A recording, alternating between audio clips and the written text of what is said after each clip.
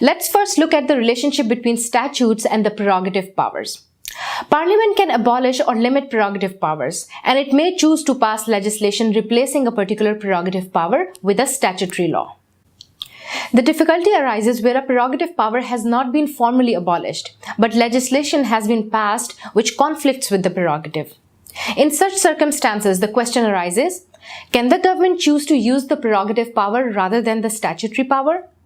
What do you think is the answer to this question? In the De Keizer's Royal Hotel case, the requisitioning under the prerogative power would not have required the government to pay compensation. But there was also a statute applying to this situation, which provided that compensation should be given. The House of Lords held that the government was obliged to follow the statute and pay compensation, thus establishing the supremacy of the statute.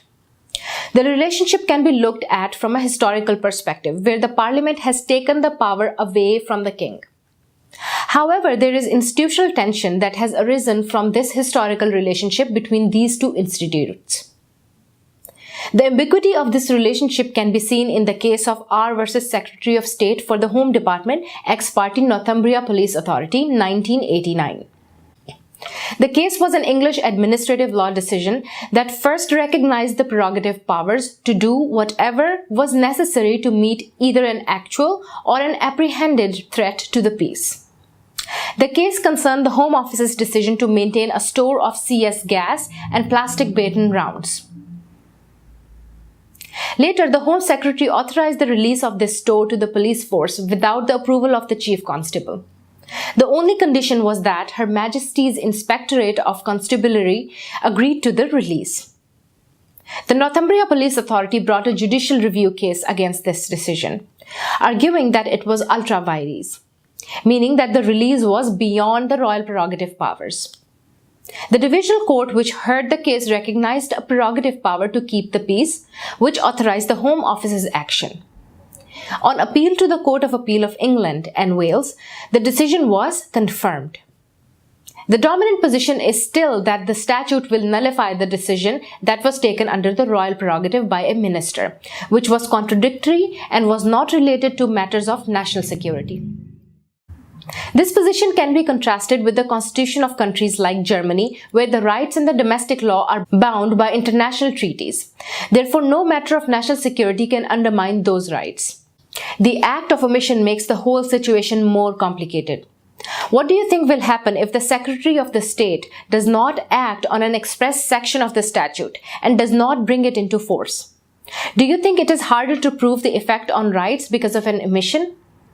Although the courts in the case of R versus Secretary of State for the Home Department ex parte Fire Brigades Union 1995 ruled that the Secretary of the State does not have the power to restrain from an express parliamentary order. However, in practice, the governmental official abstains from acting on the express intentions of the Parliament for pragmatic reasons. The GCHQ case is of importance because it was a significant break from the previous law, which held that prerogative powers were not in any way subject to judicial review. In R versus Secretary of State for Foreign and Commonwealth Affairs 2001, two orders in council relating to the troubled history of Chag's Island in the Indian Ocean were challenged. The colonial inhabitants of these islands were forcibly removed in 1971 when the main island was leased to the US as a military base. Although compensation was later paid, the exiled inhabitants continued to challenge the prerogative orders in council.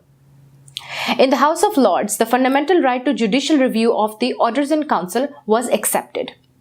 This can be distinguished from the GCHQ case that was merely an executive action, not orders in council. In the United Kingdom, this legislation is formally made in the name of the Queen by the Privy Council, also known as the Queen in Council. Nonetheless, the majority of the House of Lords rejected the applicant's claim. It was held that the inhabitants' right of residence was not sufficiently fundamental that it could not be touched by the Crown's prerogative powers. In legislating for a colony, the Crown did not have to have regard only or even predominantly for the immediate interests of the inhabitants. There had been no clear and unambiguous promise that the Chagosians would be allowed to return, and therefore no legitimate expectation had been created. In the end, as in the GCHQ case, the House of Lords' deference to the decision of the Crown, in this case in relation to foreign affairs, prevailed. This case is important because Bancoult was the first case to directly state that where there is a legitimate expectation, the information must have been relied upon, leading to a detriment. At the same time, Bancoult raised questions about the oversight of orders in council, because the courts are unwilling to review a piece of executive legislation where there are political elements in play. The decision also raised the classic problem of balancing human rights issues and concerns relating to security and defense. The public and academic reaction to the decision was negative. Poole considered that the law lords had failed in their duty as members of the judiciary. He asked the question, where old principles no longer fit contemporary constitutional and moral standards, why should we follow them? Surely the judicial task is to cure obvious injustices and to vindicate a modern conception of the rule of law. Finally, before we close this section, it is important to talk about the recent developments in the area of royal prerogative. There appears to be an evolving convention following the controversial Iraq War, which requires Parliament to become involved. The convention was discussed in the House of Lords Constitutional Committee report, Waging War. The report stated that the Parliament's role and responsibilities seem to require Parliament to approve the decisions made by the government either before or shortly after the action has begun. The report discusses the advantages and disadvantages of formalizing this convention, with concerns being expressed by some members of the armed forces about the effect on security and morale. In 2013, the vote of the Parliament against military action in Syria confirms the existence of this convention.